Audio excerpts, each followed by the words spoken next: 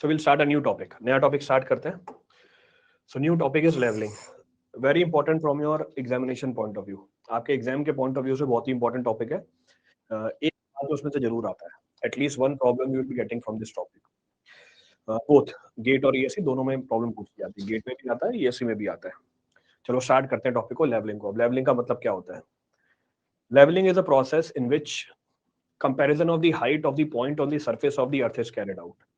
Levelling वो process है जिसमें हम अर्थ की सरफेस के ऊपर जो अलग अलग पॉइंट है उनकी हाइट में कंपैरिजन करते हैं। सो levelling is that process in which we'll compare the height of different points which are above the surface of the earth। इस बात को समझने के लिए एग्जांपल लेते हैं। Let us suppose this is the surface of the earth। ये अर्थ की सरफेस है, ये पॉइंट ए है, ये पॉइंट बी है। तो दो अलग अलग लेवल पे, both points are at different level. Levelling का मतलब क्या है? हम इनकी हाइट में कंपैरिजन करेंगे। we'll compare the height of different points। let us suppose इनके बीच की हाइट नहीं है h। तो लेवलिंग वो प्रोसेस है जिसमें आप इनके बीच की हाइट कैलकुलेट करोगे। अब कैसे कैलकुलेट करते हैं दैट विल सी। क्लियर है? चलो आगे बढ़ते हैं। So will continue. Next point क्या बोल रहा है? If all the heights of different points on the earth are measured relative to the plane is termed as datum plane. अगर आप अलग अलग पॉइंट जो अर्थ की सरफेस के ऊपर हैं उनकी हाइट मेजर करो, किसके रिस्पेक्ट में या किसके रिलेटिव में? एक प्लेन के रिस्पेक्ट में। उस प्लेन को हम डेटम बोल देंगे। जैसे सेम ये दो पॉइंट है, ये दो पॉइंट है, so this is our datum, ये हमारा डेटम है। तो दो पॉइंट थे अर्थ की सरफेस के ऊपर, ये हमारा डेटम है। तो आपने पॉइंट ए की हाइट नोट करी, let us suppose H A. आपने पॉइंट बी की हाइट नोट करी, let us suppose H B. Point B की हाइट नोट करी एच बी। तो पॉइंट ए की height H A, point B की हाइट एच बी, किसके रिस्पेक्ट में मेजर करी? एक प्लेन के रिस्पेक्ट में मेजर करी। इसको हम टेक्निकली क्या बोल देंगे? डेटम प्लेन बोल देंगे। Now, in general हम डेटम क्या मान के चलते हैं? इन जनरल हम डेटम मान के चलते हैं mean sea level. So in general datum will be considered as what? Datum will be considered as mean sea level to standardize the measurement of the height internationally. Internationally हमने जो mean sea level है उसको datum, but हाँ आप अपनी calculation के लिए datum को चेंज कर सकते हैं। तो अगर आपने किसी एक रेफरेंस प्लेन से सारे पॉइंट्स की हाइट मेजर करी, इसको हम डेटम प्लेन बोल देंगे। डेटम प्लेन इंटरनेशनली किसे कंसीडर किया हुआ है? मीन सी लेवल को कंसीडर किया हुआ है। Datum plane international considered as mean sea level. However we can change this datum also. हम अपना खुद का डेटम अज्यूम कर सकते हैं, करते भी हैं कई बार। जैसे अभी आगे डिस्कशन होगी, मैं आपको बताऊंगा। लेट अस सपोज मैंने डेटम ये मान लिया, I have assumed this datum, और इसके रिस्पेक्ट में हम हाइट मेजर करेंगे। और अगर कुछ नहीं करना, आप मीन सी लेवल को क्या मान लोगे? डेटम मान लोगे। नेक्स्ट पॉइंट क्या बोल रहा है? नेक्स्ट पॉइंट ये बोल रहा है, अगर आपने वर्टिकल डिस्टेंस मेजर करी किसी भी पॉइंट की अबव और बिलो द डेटम सरफेस, इसको आप बोलोगे एलिवेशन। ध्यान से सुनना इस पॉइंट को। अगर आप किसी भी पॉइंट की वर्टिकल डिस्टेंस मेजर कर रहे हो अबव और below the datum surface, datum अभी मार्क किया, मीन सी लेवल, एलिवेशन। पर अगर आपने ये मेजर करी with respect to mean sea level, इसको हम बोल देंगे एल्टीट्यूड। एलिवेशन डिफरेंट चीज है, एल्टीट्यूड डिफरेंट चीज है। तो एलिवेशन का मतलब क्या है? आपने डेटम के रिस्पेक्ट में हाइट मेजर करी या वर्टिकल डिस्टेंस को मेजर किया। और अगर आपने मीन सी लेवल के रिस्पेक्ट में मेजर करी वर्टिकल डिस्टेंस, इसको हम बोल देंगे। अगर आपने डेटम मीन सी लेवल माना हुआ है, तो इसका मतलब एलिवेशन और एल्टीट्यूड क्या हो जाएगा? सेम हो जाएगा। Elevation and altitude will come out to be same. इस बात को समझने के लिए इस डायग्राम को उठाते हैं। Check, let us suppose this is our datum, ये हमारा डेटम प्लेन है, and this is our mean sea level, ये मीन सी लेवल है। तो अगर आपने किसी भी पॉइंट की हाइट को मेजर किया किसके रिस्पेक्ट में? डेटम के रिस्पेक्ट में, इसको हम क्या बोलेंगे? एलिवेशन मेजर करेंगे। पर अगर आपने किसी भी पॉइंट की हाइट को मेजर किया with respect to what? Mean sea level, इसको हम क्या बोल देंगे? एल्टीट्यूड बोल देंगे। So this will be technically termed as altitude. Same वही कहानी है। अगर आपने किसी पॉइंट की हाइट को मेजर किया किसके रिस्पेक्ट में? डेटम के respect, it will be termed as elevation. और अगर आपने पॉइंट बी की हाइट को मेजर किया मीन सी लेवल के रिस्पेक्ट में, इसको हम क्या बोल देंगे? एल्टीट्यूड बोल देंगे। तो लेवलिंग का एम क्या होता है? लेवलिंग का एम ये होता है कि अर्थ की सरफेस के ऊपर जो दो प्रेजेंट है, अर्थ की सरफेस के ऊपर दो पॉइंट प्रेजेंट है, ए और बी, इनकी हाइट के बीच में कंपैरिजन करना है। इनकी हाइट के बीच में कंपैरिजन करने के लिए मुझे एच निकालना पड़ेगा। We have to calculate the value of H. तो ये तो बेसिक पर्पस होता है लेवलिंग का, या ये बेसिक मतलब होता है लेवलिंग का। क्लियर है? रिपीट करना है इस पे कुछ भी?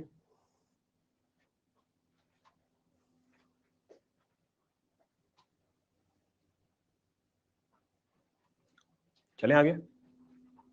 चलो अब कुछ बेसिक पॉइंट है जिनके बारे में आपको जानकारी होनी चाहिए। क्या जानकारी होनी चाहिए? पहला चीज, अगर डेटम हमारा मीन सी लेवल हुआ, अगर डेटम हमारा मीन सी लेवल हुआ तो एल्टीट्यूड किसके बराबर हो जाएगा? Altitude will be equal to elevation. कब? अगर हम डेटम किसको ले लें? अगर हम डेटम ले लें मीन सी लेवल को, if I consider datum as mean sea level. Clear है? Next point of reference. अब मीन सी लेवल कैसे निकालते हैं? अगला पॉइंट ये दिमाग में आता है, how to find the mean sea level. और इसे मीन सी लेवल क्यों बोला जाता है? Mean sea level is obtained by averaging the high and low tide level of different points on the sea. आप सी के ऊपर अलग अलग पॉइंट उठाओ और उस पॉइंट पे जो हाई सी लेवल है और जो लो सी लेवल है उसको मेजर करो।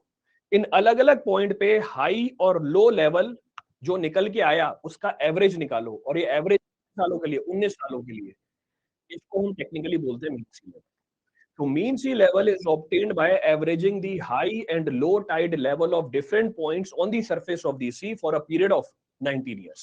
इसको टेक्निकली मीन सी लेवल बोला जाता है। क्लियर है चीज? फिर एक लेवल लाइन क्या होती है? लेवल लाइन वो लाइन होती है जो एक कांस्टेंट हाइट पे हो मीन सी लेवल से। तो ध्यान से सुनना, लेवल लाइन वो लाइन होती है जो एक कांस्टेंट हाइट पे हो above the mean sea level. पर हॉरिजॉन्टल लाइन क्या होती है? Horizontal line is a tangential to the level line at any given point. इस बात को समझने के लिए फिर से इस डायग्राम को उठाओ। To understand this point check this diagram. तो इस बात को समझने के लिए ये डायग्राम चेक करो। Check this diagram. अर्थ की सरफेस दिख रही है आपको? This is the surface of the earth. ये हमारा अर्थ की सरफेस है। ये मीन सी लेवल है। मीन सी लेवल के लिए नीला कलर उठाते हैं, तो नीला कलर उठाया। Let us suppose this is mean sea level.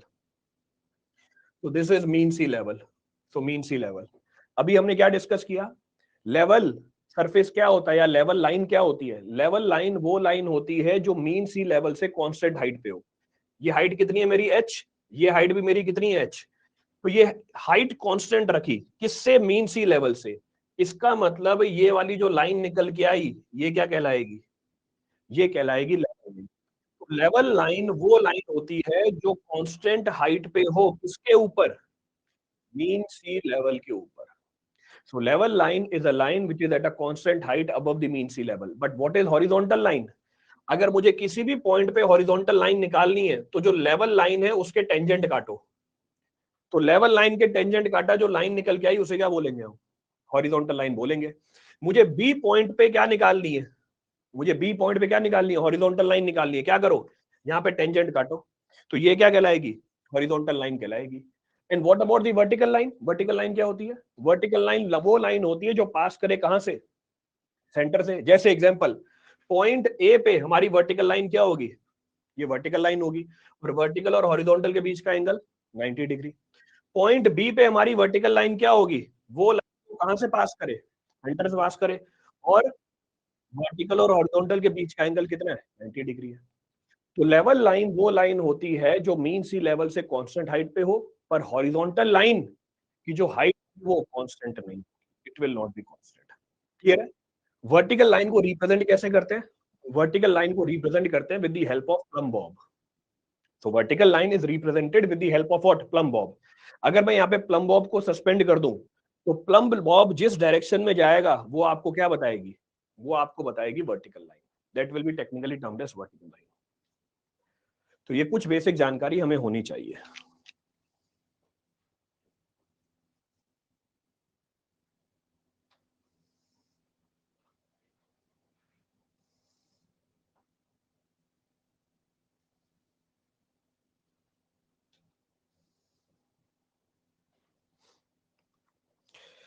Sir आज पहली बार पता चला है। अच्छी बात है, पहली बार पता चला है तो अब आगे के लिए ध्यान रखना।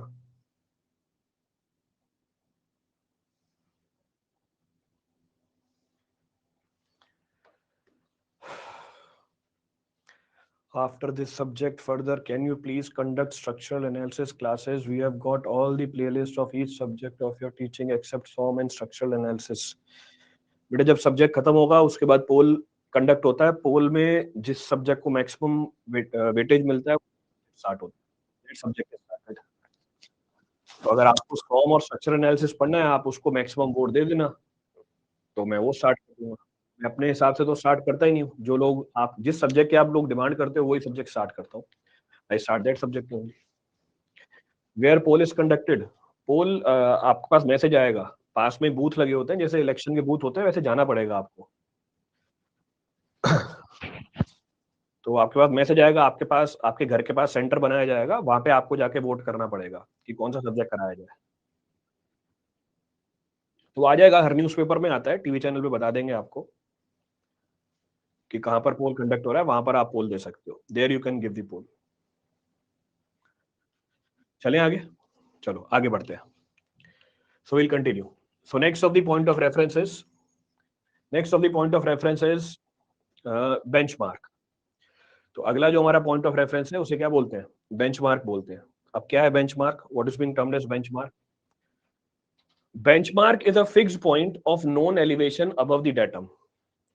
बेंचमार्क एक फिक्स्ड पॉइंट होता है of known elevation above the datum. अभी पीछे डेटम मार्क किया था मैंने, तो उस डेटम के ऊपर जो हमारा एक फिक्स्ड पॉइंट है जिसकी एलिवेशन मुझे पता है, what is termed as elevation. अभी डिस्कस किया था एलिवेशन किसे बोलते हैं।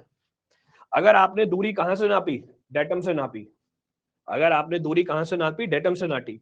अगर आपने दूरी डेटम से नापी उसे हम बोलते हैं एलिवेशन। तो अगर मुझे पॉइंट ए की एलिवेशन पता है तो पॉइंट ए क्या कहलाएगा? अगर मुझे पॉइंट ए की एलिवेशन पता है तो पॉइंट ए क्या कहलाएगा? बेंचमार्क कहलाएगा। So point A will be termed as benchmark. तो benchmark is the fixed point of known elevation above the datum. Clear है चीज? चलो, अभी जो बेंचमार्क होते हैं अलग अलग टाइप के होते हैं। These benchmark are of different type. जैसे हमारी meridian, as we have talked about meridian, इस तरीके से हमारे बेंचमार्क भी होते हैं। अब कौन कौन से बेंचमार्क होते हैं उसको देखते हैं। What are the different types of benchmark that can be referred? पहला benchmark, the first of the benchmark is known as GTS benchmark. अब क्या होता है जीटीएस? जीटीएस का फुल फॉर्म है यहाँ पे ग्रेट टिग्नोमेट्रिकल सर्वे, इसको जीटीएस बोल देते हैं। This GTS benchmark are the established by survey of India. GTS benchmark वो बेंचमार्क होता है जिसे सर्वे ऑफ इंडिया एस्टेब्लिश करता है, और आपका एक डिपार्टमेंट है सर्वे ऑफ इंडिया। तो if you clear engineering services, आपको ऑप्शन दिया जाएगा कि आप सर्वे ऑफ इंडिया में भी जा सकते हो। पूरा एक डिपार्टमेंट है पूरा हमारे पास। तो जीटीएस बेंचमार्क वो बेंचमार्क है जिसे कौन establish करता है? सर्वे ऑफ इंडिया एस्टेब्लिश करता है with very high precision and accuracy through out the country. तो कंट्री में अलग अलग पॉइंट को एस्टेब्लिश किया गया है, इसकी लोकेशन फिक्स्ड है अबव दी डेटम, उसको हम क्या बोल देंगे?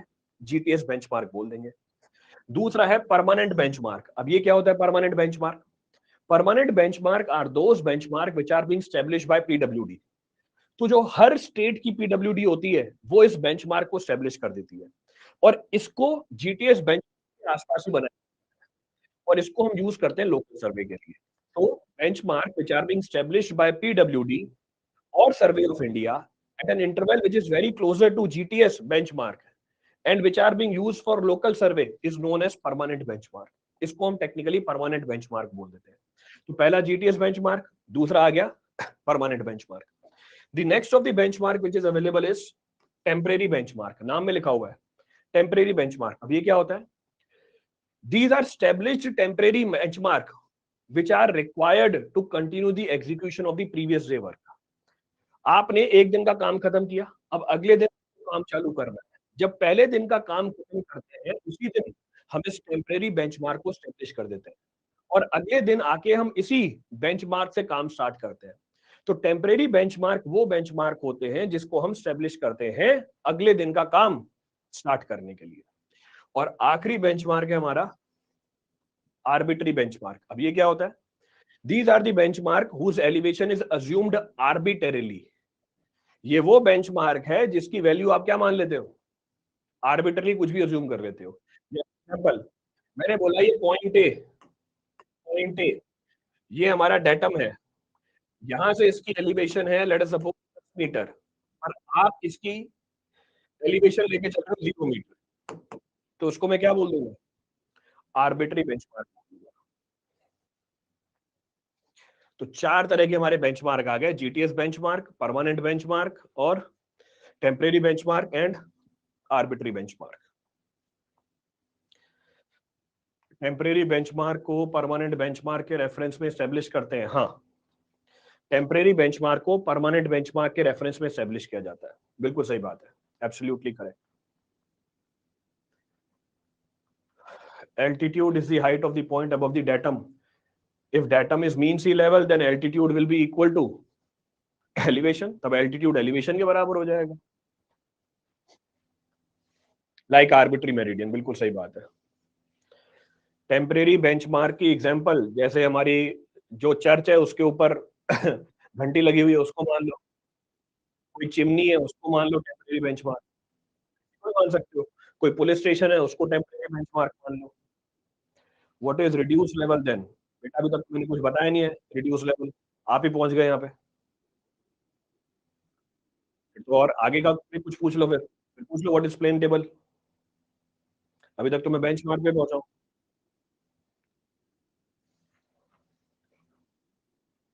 जेकेपीएससी एई के लिए काफी है ये क्विक रिवीजन कोर्स? नहीं, जेकेपीएससी एई के लिए और डिटेल में आपको पढ़ना पड़ेगा।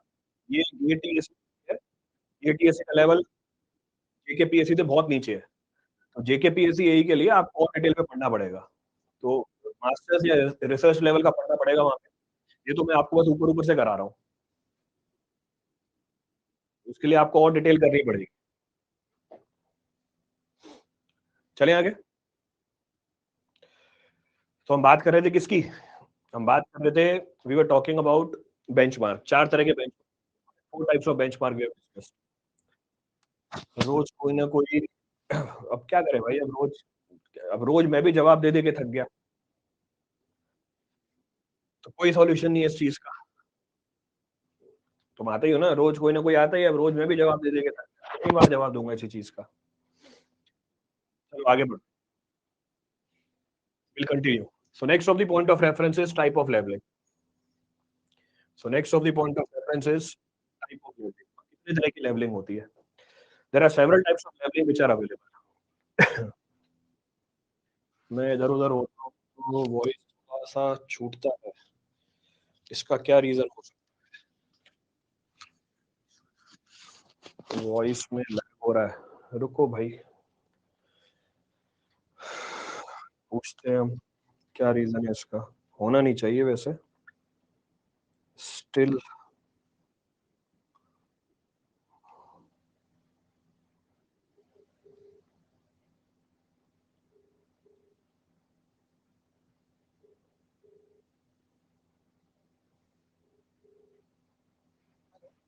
हेलो प्रकाश, ये वॉइस लैग कर रही है जब मेरी मूवमेंट हो रही है ना उस समय। अच्छा, मोमेंट मैं चेक कर जी, ठीक है, ठीक है।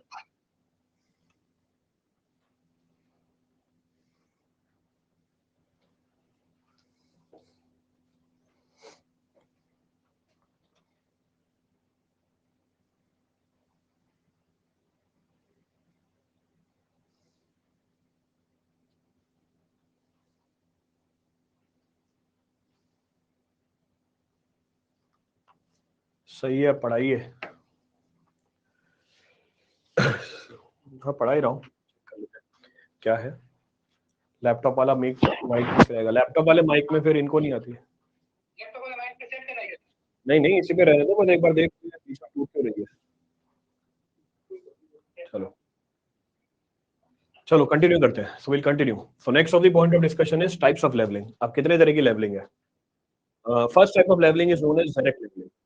First of the type of levelling is termed as direct levelling. क्या होती है direct levelling?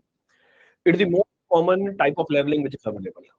It is the most common type of levelling which is available. अब करते क्या है इसमें, इसको हम स्पिरिट लेवलिंग भी बोल देते हैं। इसको हम स्पिरिट लेवलिंग भी बोल देते हैं, क्योंकि इसको किया जाता है with the help of the spirit level and telescope. इसको हम करते हैं किसकी मदद से? इसको हम करते हैं स्पिरिट लेवल की मदद से और टेलीस्कोप की मदद से।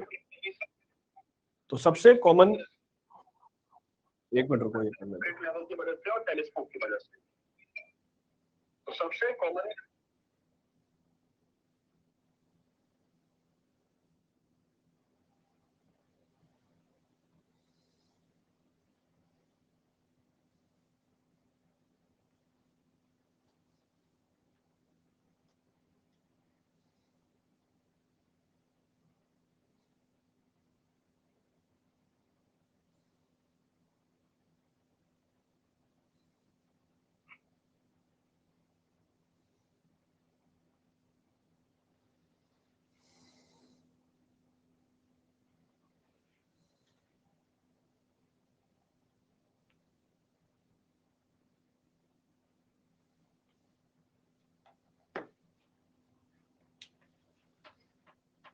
ठीक है, कंटिन्यू कीजिए, मेरे तरफ से तब नहीं होना चाहिए।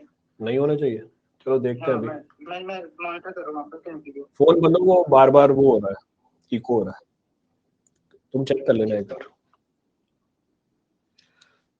क्या है सर, टेम्परेरी बेंचमार्क की एलिवेशन को टेम्परेरी बेंचमार्क की एलिवेशन पता होगी हमें क्योंकि प्रीवियस डे वहीं पर काम बंद किया है, और आर्बिट्री बेंचमार्क की एलिवेशन हम अज्यूम करते हैं। हाँ, टेम्परेरी बेंचमार्क की एलिवेशन तो हमें पता होगी क्योंकि प्रीवियस डे पर वहीं पर काम बंद किया है। हाँ, टेम्परेरी बेंचमार्क की जो एलिवेशन है वो आपको नोन होगी क्योंकि प्रीवियस डे आपने वहीं काम बंद किया है, प्रोवाइडेड आपका काम लेवलिंग ही है। तो इस चीज का नोट रखना, प्रीवियस डे का काम अगर आपका लेवलिंग ही तो टेम्परेरी बेंचमार्क की एलिवेशन आपको नोन होगी, लेवलिंग के अलावा भी और काम।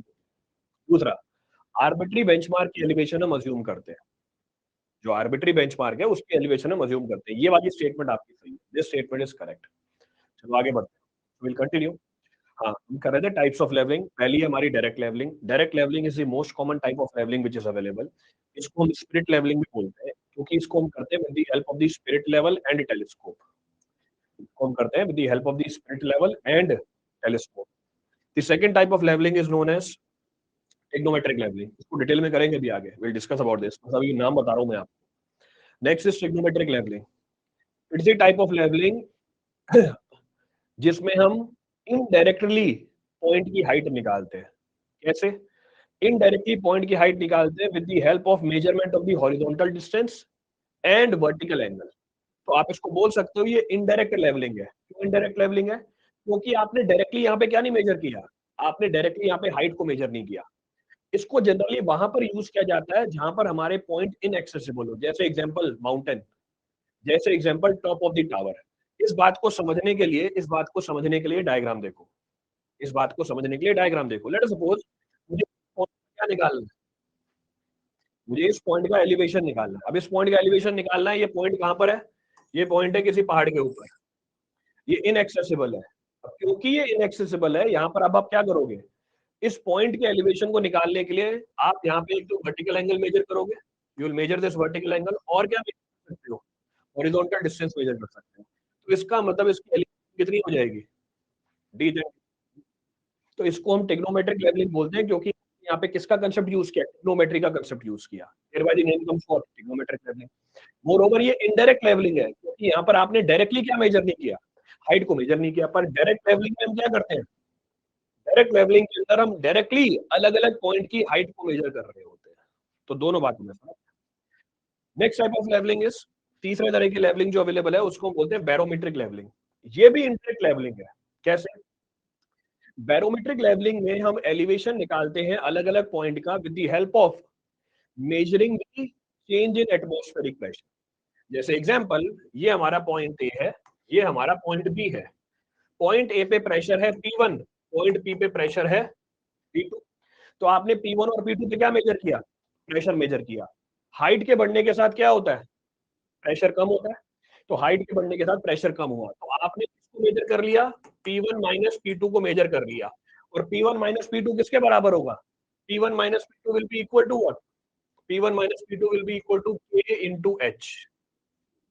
H निकाल लो यहां से, you can calculate the value of the H। K क्या है, कांस्टेंट है, K इज अ कांस्टेंट, ये हमारा कांस्टेंट है। क्लियर चीज? प्रेशर कैसे मेजर करते हैं, pressure is measured with the help of the barometer, इसीलिए इसका नाम क्या रखा हुआ है, pressure is measured with the help of the barometer, इसीलिए इसका नाम क्या रखा हुआ है, इसीलिए इसका नाम रखा हुआ है बैरोमीट्रिक लेवलिंग। देखो भैया, अब तो ये भी आ गया जो एडमिन है इसने ही मैसेज कर दिया, voice is clear, voice clear है, फिर अच्छी बात है। हाँ, तो हम प्रेशर कैसे मेजर करते हैं, प्रेशर मेजर करते हैं with the help of the barometer, thereby it is technically termed as barometric levelling. Instead of using barometer for measuring of the pressure, आप एल्टीमीटर भी यूज कर सकते हो। So instead of using barometer for measurement of the pressure, you can also take the help of what? You can also take the help of the altimeter. आप altimeter की मदद भी ले सकते हो। So you can take the help of the altimeter. तो आप altimeter की मदद ले लो। तो take the help of the altimeter. तो पहला direct levelling, directly elevation measure करो अलग अलग पॉइंट का। दूसरा, second trigonometric levelling, indirect levelling है। तीसरा barometric levelling. The third type of leveling जो तीसरे तरह की लेवलिंग है, sorry fourth type of levelling is hypsometric levelling. Fourth type of levelling is hypsometric levelling. अब ये क्या होती है? ये भी इनडायरेक्ट लेवलिंग होती है। पिछले केस में आपने अलग अलग पॉइंट पे प्रेशर मेजर किया था, यहाँ पर आप क्या करते हो? अलग अलग पॉइंट पे बॉइलिंग पॉइंट मेजर करते हो, and difference in boiling point at two different point on the surface of the earth will give you what? Will give you the height of the two different points. How to find the value of k? By studying chemistry. तो k की value कैसे निकालते हैं? Chemistry पढ़ के, simple सी चीज है। और अगर केमिस्ट्री नहीं भी पढ़ी आपने तो भैया मेरे हिसाब से आपने एफएम पढ़ रखी होगी। तो या तो केमिस्ट्री पढ़ के या एफएम पढ़ के। कैसे? मेरे ख्याल से ये चीज तो बता दोगे आप। दिस तो यू कैन टेल, ये पानी का लेवल है, ये एच है, यहाँ पर प्रेशर कितना होगा। अब मैंने बोला यहाँ पर प्रेशर है k इंटू एच, तो ये बोल रहा है k कैसे निकालेंगे, how to find the value of k। मैंने बोला यहाँ पर pressure is equal to k into H, क्योंकि मेरा पॉइंट यहाँ पर प्रेशर कैलकुलेट करने का नहीं था, मेरे को बस ये बताना था कि प्रेशर डिपेंडेंट है एच के ऊपर। अब इसका सवाल क्या आया, सर k कैसे मेजर करेंगे? तो भैया k की वैल्यू कितनी होती है? गामा के बराबर होती है, so it is equal to gamma W. भाई मैंने k लिख दिया, या रोज ही बोल दो, एक ही बात है, it is one and the same thing. वैसे हम एयर का प्रेशर भी मेजर कर सकते हैं, we can measure the air pressure also. Basic सी रिलेशनशिप है, k is equal to gamma. हाँ भाई, k is equal to gamma, k gamma के बराबर है। Since viscosity of alcohol is more than that of the water, why we use alcohol in spirit level? ये spirit level के बारे में तो अभी कुछ बताया नहीं है मैंने कि spirit level के अंदर क्या होता है। कहाँ पहुंच गए कैप्टन जैक स्पैरो? अभी आएगी spirit level आगे। काहे इतना आगे भागते रहते हो तुम? तो बड़े इतने टाइम से क्लास लगाते रहते हो।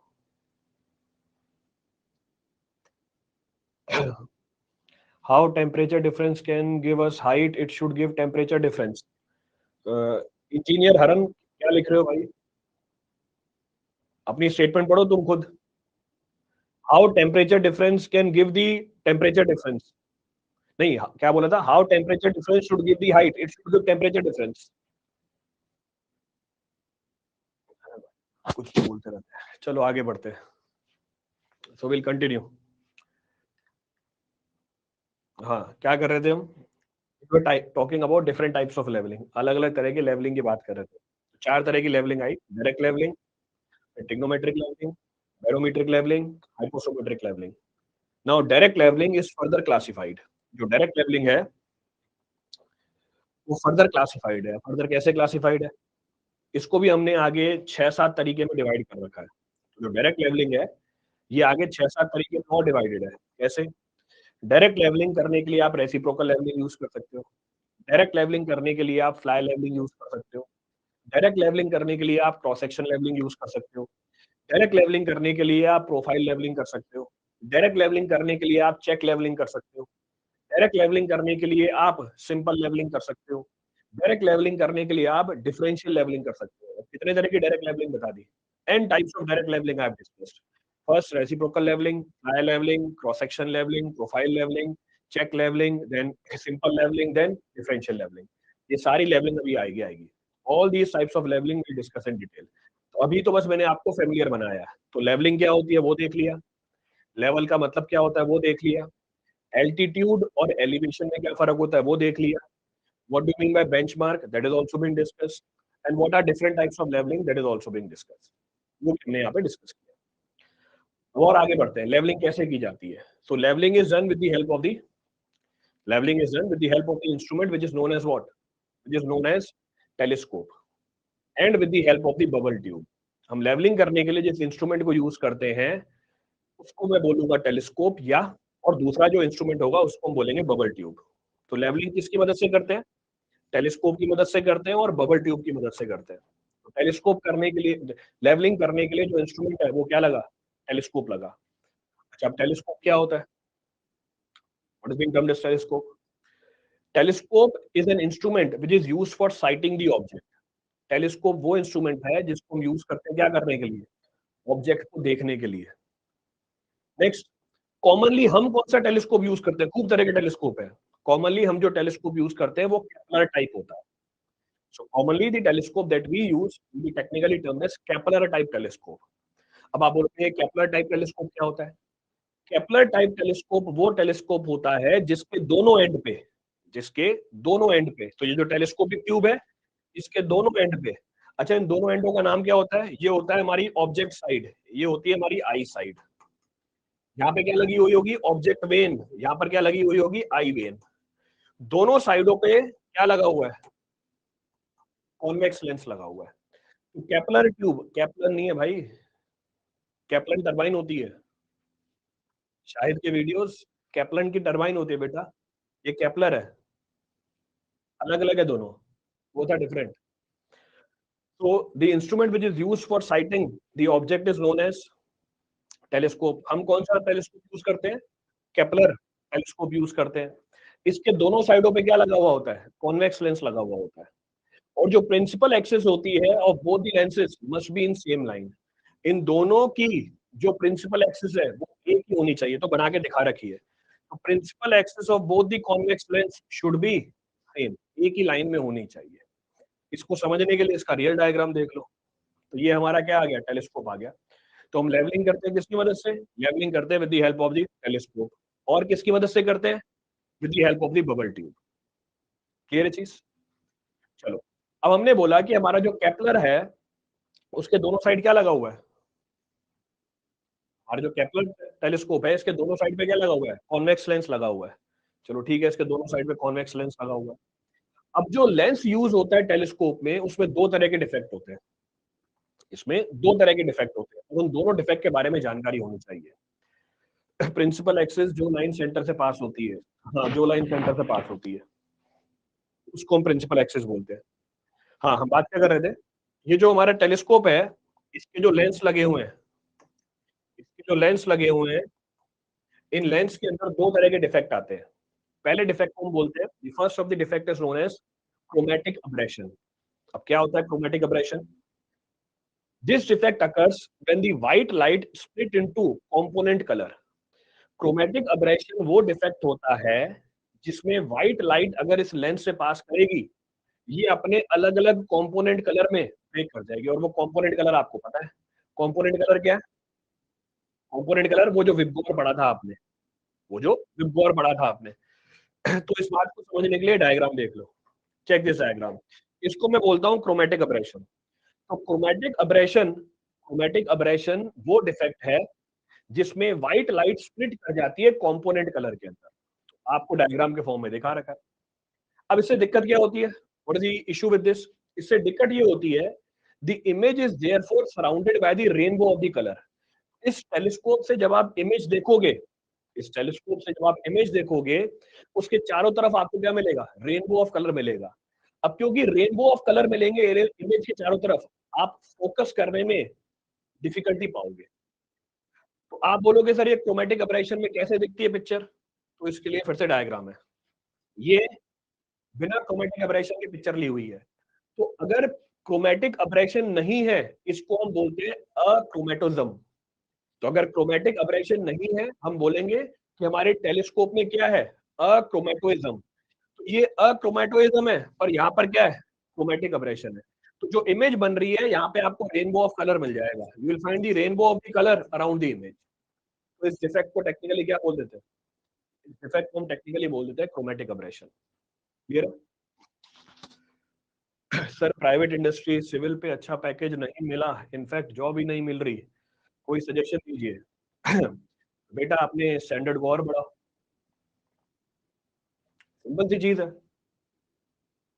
तो अगर मेरे को पैकेज नहीं मिल रहा तो इसका सिंपल सा है क्या करना है? अपने लेवल को और ऊपर करो, हम परेशान थोड़ी ना होंगे। तो अभी जो हमारा लेवल है वो इतना सफिशिएंट नहीं है कि कोई हमें हायर कर ले, हम किसी काम के नहीं है उसके। तो अपने आप को काम का बनाओ उसके।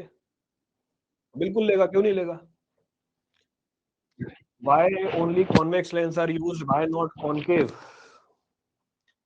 चलो, तो हम बात कर रहे थे किसकी? क्रोमैटिक एब्रेशन की। क्रोमैटिक एब्रेशन दिखाया है यहाँ पे। So chromatic aberration is being shown here. तो हम बात क्या कर रहे थे? क्रोमैटिक एब्रेशन की। क्रोमेटिक एब्रेशन वो डिफेक्ट होता है जब व्हाइट लाइट स्प्लिट कर जाती है नंबर ऑफ कंपोनेंट कलर के अंदर। इससे जो इमेज होती है it is surrounded by the rainbow of the colour, जिससे फोकस डिफिकल्ट हो जाता है। अच्छा, क्रोमेटिक एब्रेशन को हम करेक्ट कैसे करें? Chromatic aberration can be corrected with the help of the two lens joined together, out of which one is convex, the other is concave.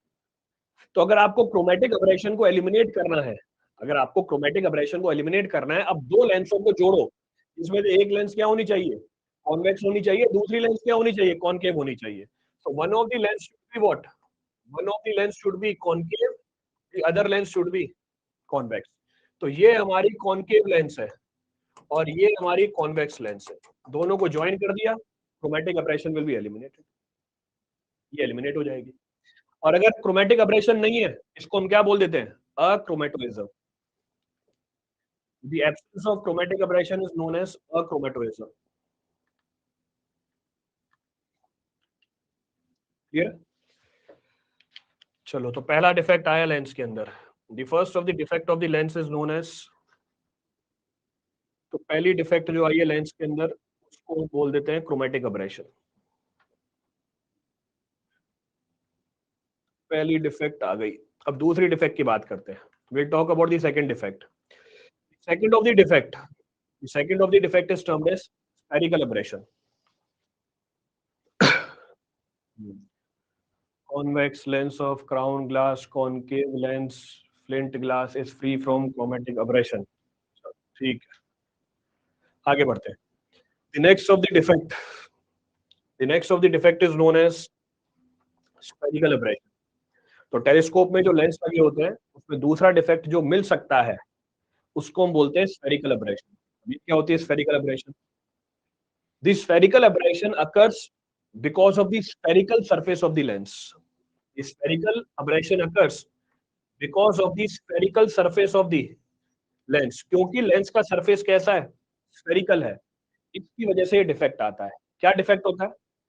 इस डिफेक्ट में जो रे ऑफ लाइट इंसिडेंट करती है as पे, उसकी जो रिफ्लेक्शन होती है वो कंपैरेटिवली ज्यादा होती है उस रे से जो इंसिडेंट करती है सेंटर के। तो ये भी एक हमारी रे है और ये भी हमारी एक रे है।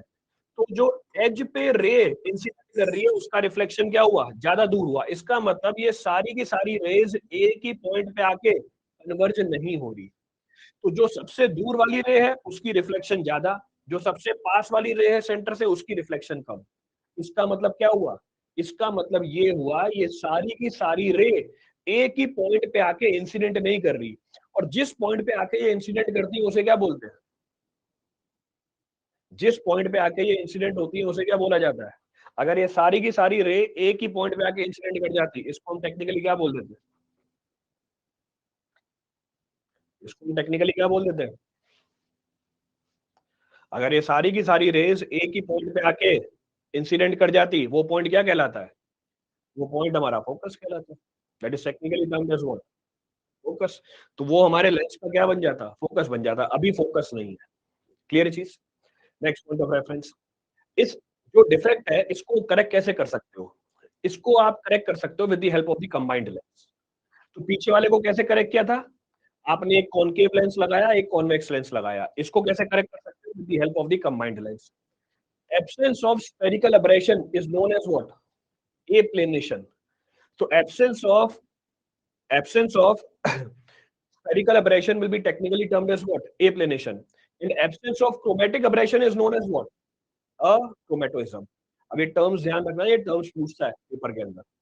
तो अगर स्फेरिकल एब्रेशन नहीं होगी उसे हम क्या बोल देंगे? एप्लेनेशन बोल देंगे। This will be technically termed as aplanation. मेरे रिपीट करने इसमें तो कुछ भी। अब जो सबसे कॉमन आईपीस हम यूज करते हैं, the most common eyepiece which is being used by us, बता रहा हूं भाई, बोलने तो दिया करो। जब मेरी बात खत्म हो जाए उसके बाद डाउट पूछना। अभी मेरी बात खत्म क्या हुई है? क्यों इतनी जल्दी बचा के रखती? सबसे कॉमन आईपीस जो हम यूज करते हैं उसको हम बोलते हैं Ramsden eyepiece, which will consist of what? Which will consist of combined lens. जिसमें क्या होता है? कंबाइंड लेंस होता है। अब ये जो कंबाइंड लेंस है इसमें आपको क्या नहीं मिलेगा? स्फेरिकल एब्रेशन नहीं मिलेगी, पर क्या मिल जाएगी? क्रोमेटिक एब्रेशन मिल जाएगी। In this combined lens of Remsen eyepiece, you will find chromatic aberration, but you will not find what? Spherical aberration. तो combined lens क्या होता है? This is combined lens. तो ये हमारा combined lens है. अब combined lens देखो कैसे बना रखा है. How this combined lens is being formed? It is made up of two identical plane of the convex lens. It is made up of two identical plane of the convex lens with their curved surface pointed towards each other. इसका curved surface एक दूसरे की तरफ देख रहा है. ये पहला कर्व्ड सरफेस, ये दूसरा कर्व्ड सरफेस. दोनों के कर्व्ड सरफेस क्या कर रहे हैं? एक दूसरे की तरफ देख रहे हैं. इसको हम क्या बोल देते हैं? कंबाइंड लेंस बोलते हैं. तो ये कैसा लेंस है? प्लेनो कॉन्वेक्स लेंस है. क्लियर है चीज? तो एक साइड प्लेन और दूसरी साइड क्या है? Convex. This is technically termed as what? Plano convex lens.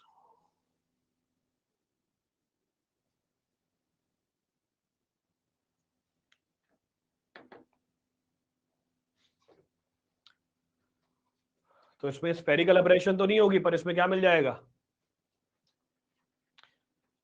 इसमें हमें क्या मिल जाएगा? इसमें हमें क्रोमेटिक एब्रेशन मिल जाएगी. You will get the chromatic aberration.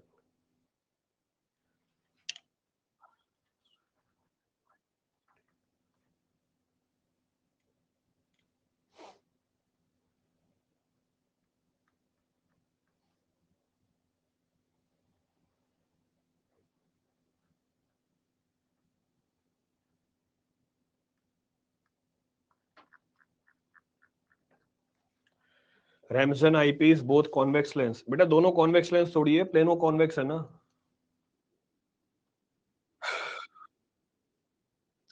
सामने बने भी हुए हैं उसके बाद भी.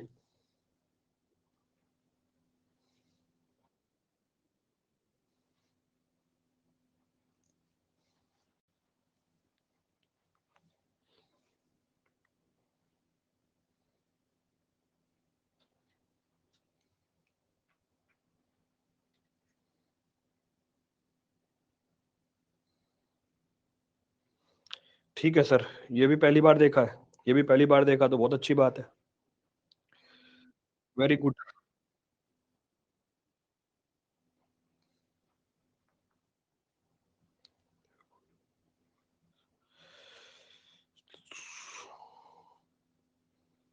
वे इतने डाउट कैसे आ रहे तुम्हें?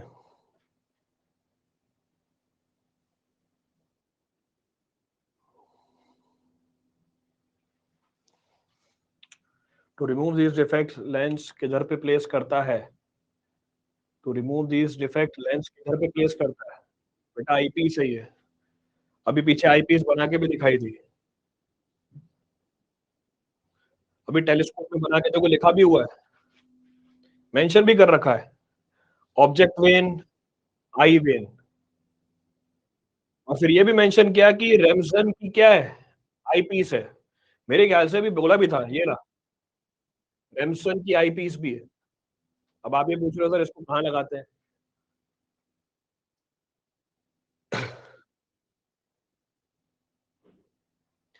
ये टॉपिक एग्जाम में पूछता है क्या? पहली बार पढ़ रहे हैं? अच्छा. नहीं, ये तो यूं ही पढ़ा रहा हूँ मैं.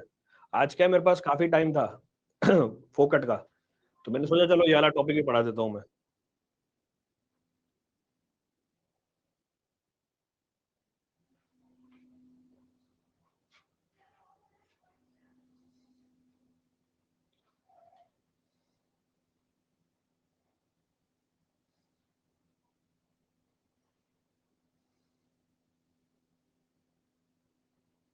नोट कर लिया? और क्या, मस्ती के लिए तो पढ़ा रहा हूँ. चलें आगे चले. Shall we continue? चलो नेक्स्ट पॉइंट पढ़ते हैं, अभी टाइम है. तो अभी तक हम बात कर रहे थे किसकी? अभी तक हम बात कर रहे थे टेलीस्कोप की. दूसरी डिवाइस कौन सी है हमारे पास? What the second device available? दूसरी डिवाइस है हमारे पास spirit level. So levelling is done with the help of what? Spirit level also. तो स्पिरिट लेवल क्यों मैं मैक्सिमाइज कर जाती हूँ. So next of the point of reference is level tube और बबल ट्यूब. इसका भी डायग्राम देख लो. This is our level tube और bubble tube, this is our level tube और बबल ट्यूब। अभी होती क्या है लेवल ट्यूब या बबल ट्यूब? पहली चीज, इसको हम स्पिरिट लेवल भी बोलते हैं। This is also termed as what? Spirit level. चलो ठीक है, इसको हमने बोला spirit level. Second point of reference, it is an instrument which is used to establish the horizontal line और हॉरिजॉन्टल सरफेस। ये वो इंस्ट्रूमेंट है जिसकी मदद से हम क्या करते हैं? हॉरिजॉन्टल लाइन या हॉरिजॉन्टल सरफेस को एस्टैब्लिश करते हैं। अच्छा, ये होता क्या है? It consist of a glass tube. It consist of a glass tube, तो वो दिख रही है glass tube. It consist of a glass tube which is partially filled with the liquid. Partially filled है लिक्विड। अच्छा, लिक्विड कौन सा होना चाहिए? लिक्विड स्टेबल होना चाहिए। Liquid should not freeze at the normal temperature. ये नॉर्मल टेम्परेचर पे फ्रीज नहीं होना चाहिए। And it must have low viscosity. इसकी विस्कोसिटी क्या होनी चाहिए? कम होनी चाहिए। तो ये सारी प्रॉपर्टी होनी चाहिए हमारे स्पिरिट के अंदर या हमारे लिक्विड के अंदर। कौन कौन सी? पहला, it should not freeze at the normal temperature. दूसरा, इसकी विस्कोसिटी कम होनी चाहिए। नेक्स्ट, ये स्टेबल होना चाहिए। It should be stable. कौन कौन से लिक्विड यूज करते हैं? What are the liquids that are being used? पहला, you can use spirit, you can use synthetic alcohol और यू कैन यूज क्लोरोफॉर्म। आप क्लोरोफॉर्म को भी यूज कर सकते हो। जनरली इसमें अल्कोहल यूज की जाती है या स्पिरिट यूज की जाती है, इसलिए इसका नाम भी क्या रखा हुआ है? स्पिरिट लेवल रखा हुआ है। Now the space which is above the liquid is occupied by the vapour और एयर। तो दिख रही है आपको ये वेपर और एयर? तो space above the liquid is occupied by what? It is occupied by vapour और एयर। जो ग्लास ट्यूब है वो भरी हुई है किससे? लिक्विड से, और उसके ऊपर की जगह पे क्या है? वेपर है या एयर है। जो लॉन्गिट्यूडनल सेक्शन होता है इसका, वो कर्व्ड होता है in the form of arc of circle. इस बात को समझने के लिए इसका line diagram, check this line diagram. तो इसका जो लॉन्गिट्यूडनल सरफेस है वो किसके फॉर्म में? इसका जो लॉन्गिट्यूडनल सेक्शन है वो किसके फॉर्म में? In the form of arc of the circle. तो वो आर्क ऑफ सर्कल बना के दिखा रखी है। ये ऊपर एयर प्रेजेंट है, at the top air is present. Next, इसके ऊपर क्या लगे होते हैं? ग्रेजुएशंस लगे होते हैं। So graduations are marked over the upper surface which are equally spaced from each other. तो graduations दिखा रखे, इनके बीच की स्पेसिंग कितनी होती है? इनके बीच की स्पेसिंग होती है 2 mm।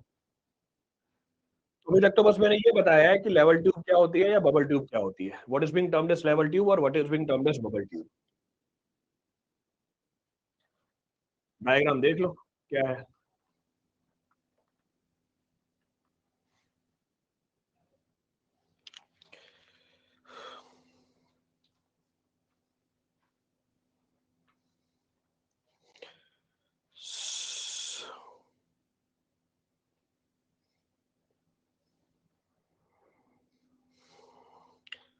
हर क्लास में नई चीज पता चलती है तो बढ़िया है, लगाया करो सारी क्लासें।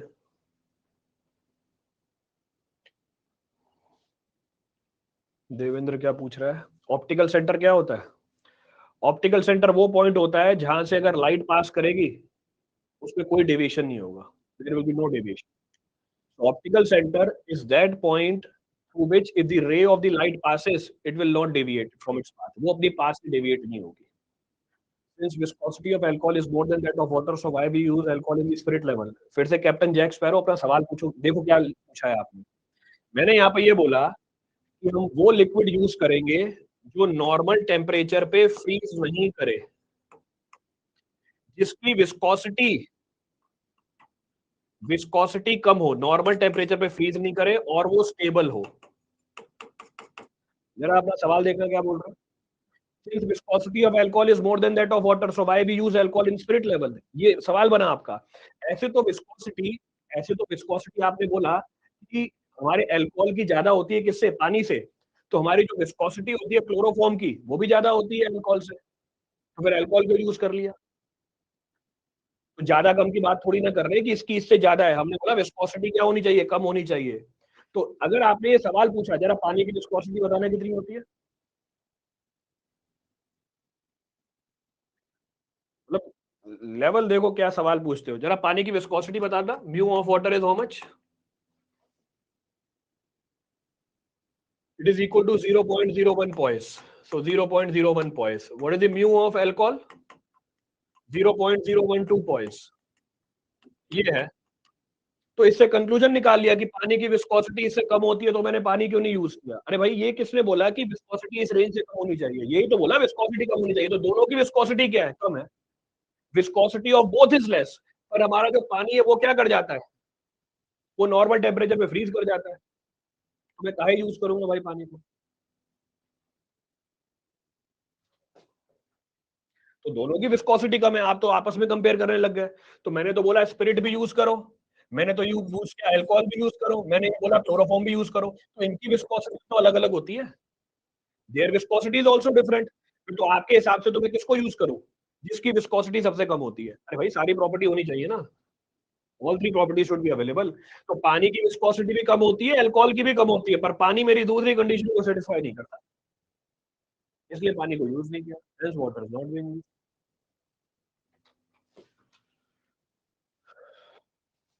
क्लियर है?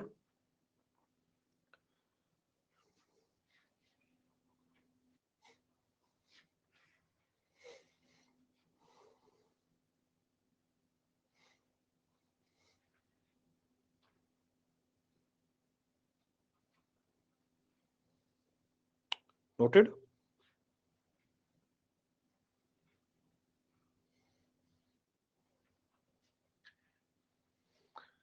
ठीक है, फिर आज के लिए सफिशिएंट है इतना।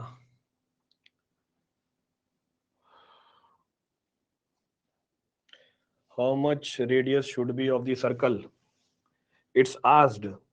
सो जो भी आपसे ये सवाल पूछ रहा है उसको बोलो कि कल तक रुके। तो रेडियस कितना होता है, इट इज आस्क्ड, तो उसको बोलो कल तक रुके। कल के क्लास में उसको पता चलेगा कि रेडियस कितना है। आज की क्लास का टाइम खत्म हो गया। Level tube, bubble tube, spirit level are all synonyms. हाँ, सबका मतलब एक ही है, all are synonym of each, all are synonym.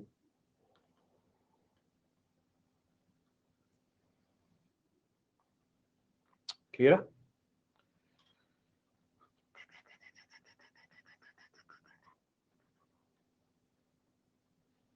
चलो,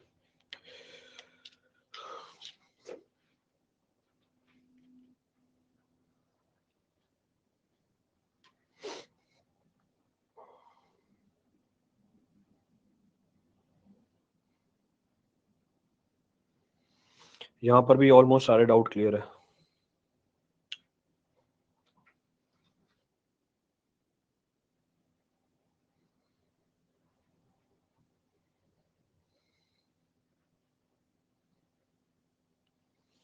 चलो, यहाँ पर बचा है कुछ? नहीं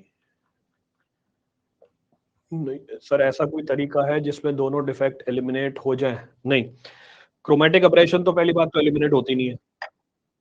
क्रोमेटिक एब्रेशन मिनिमाइज हो सकती है, एलिमिनेट नहीं हो सकती। There is no method available. Air की विस्कोसिटी सर 0.001 आएगी शायद, तो क्या करें इसका भाई? तुम मतलब टॉपिक क्या चल रहा है, तुम बोल रहे हो एयर की विस्कोसिटी 0.001। अरे भाई वो एयर नहीं है, अल्कोहल है। वाह मेरे प्रभु, गौरव क्या बात करी।